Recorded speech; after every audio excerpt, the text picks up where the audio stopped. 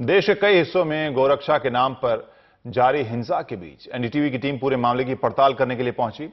हमारी कोशिश ये समझने की थी कि कैसे ये गौरक्षक बिना रोक टोक के कानून को अपने हाथ में लेते हैं। हमारी रिपोर्ट में जो खुलासा हुआ वो चौंकाने वाला था। श्रीनिवासन जैन की ये एक्सक्लूसिव रिपोर्ट। गौरक्षा के नाम पर चल रहे अभियान को समझने के लिए हमने खुद एक पड़ताल शुरू की। इसके लिए हमने एक ऐसे ट्रक को लिया जिसमें भैंस थी। ट्रक में खुफिया कैमरा लगाए गए और हमने अपने सहयोगी संजय मंडल को ट्रक का हेल्पर बनाया। महाराष्ट्र में गौरक्षा के नाम पर चल रहे इस नियम को समझने के लिए हमने सभी कानूनी पहलुओं की तहकीकात की। 3 साल से राज्य में गौ हत्या पर पाबंदी है। जब बीजेपी शिवसेना की सरकार आई तो इसमें सांड और बछड़े को भी जोड़ दिया गया, जबकि कुछ नियमों के साथ भैंसों को मारने की इजाजत दी जाती है। इन सब को ध्यान में रखते हुए हमने ये तय किया कि इन भैंसों को ट्रक में ले जा रहे लोगों के पास हर जरूरी कागजात हों। भैंसों को खरीदने, भैंसों को दूध देने और जन्म देने में सक्षम नहीं होने के प्रमाण पत्र के साथ मोटर व्हीकल एक्ट के हर कागजात रखे गए। सभी कानूनी पहलुओं को पूरा करने के बाद जब ये ट्रक आगे बढ़ा तो देखिए क्या हुआ। ट्रक पुणे से चला। 1 घंटे के भीतर सासवाड़ गांव के पास ट्रक को गौरक्षकों ने रोक लिया।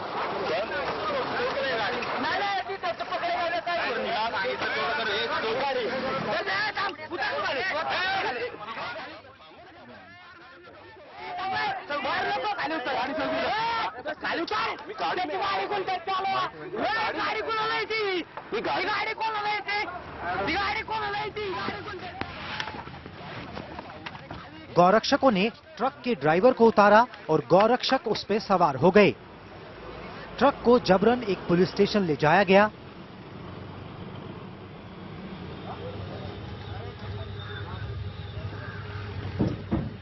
मामले की जांच करने या सबूत देखने से पहले ही पुलिस इस शख्स की बातों पर यकीन करने लगी। इसने खुद को एक स्थानीय हिंदूवादी संगठन का सदस्य बताया। मैं समस्त हिंदू आघाड़ी का कार्यकर्ता हूँ। ठीक है। ये जो गाड़ी है हड़पसर से फलटन के लिए भैंस कटने के लिए जा रही है। इसमें भैंस है। इस गाड़ी में पहले बैल भी थे। वो बैल इन्होंने किधर तो निकाल दिया है नीचे, और अब ये गाड़ी फलटन के लिए कटिंग के लिए जा रही है। हमारे सब कार्यकर्ता रात भर जाग के इस गाड़ी के पीछे थे। अभी ये गाड़ी शख्स के साथ के लोगों ने बताया कि उन्हें पंडित मोदक नाम के शख्स ने ट्रक की जानकारी दी। उन्होंने हमको लिंक दी थी। अच्छा। तो हम रात से उधर खड़े थे, लेकिन एक तो 10 बजे भरने वाली थी गाड़ी, फिर 12 बजे, फिर उसके बाद सुबह 10 बजे। अच्छा। तो अभी 10 बजे उन्होंने गाड़ी भरा और लेके जा रहे हैं। तभी सभी ये मिलके समस्त आघाड़ी मिलके और हमारे सब मोदक जी के वो गोरक्षक है। वो कोई गौशाला चलाते हैं। अपने फेसबुक पेज पर परशुराम मोदक नाम का ये शख्स खुद को गौरक्षक बताता है, जो पिछले 40 साल से आरएसएस और बीजेपी से जुड़ा है। ये जो गौरक्षक हैं, जैसे ट्रक रोक लेते हैं, छीन लेते हैं सारा और उसको सब कब्जे में ले लेते हैं, ये कैसे कर सकते हैं? कानून के बाहर नहीं है ये। उन्होंने इन्फॉर्मेशन दिया है, तो जो भी आदमी है वो अगर इन्फॉर्मेशन देता है कुछ, हाँ, तो उनको पुलिस स्टेशन वही बताता है कि आप लेके आ जाओ, पुलिस स्टेशन लेके आ जाओ व्हीकल। बट ये सिर्फ इन्फॉर्मेशन नहीं दे रहे हैं, इन्होंने कानून अपने हाथ में लिया। इन्होंने ट्रक को रोका, इन्होंने बाहर उनको लोगों को घसीट के निकाला, उनका फोन छीना, तो इनके खिलाफ भी एक्शन नहीं होना चाहिए क्या? देखिए वो अभी हमारे पीआई साहब आएंगे। अच्छा। उनको बुलाया है। हाँ। उनसे बात करेंगे आगे क्या है वैसे। साफ था कि पुलिस की कार्रवाई एक तरफा हो रही थी।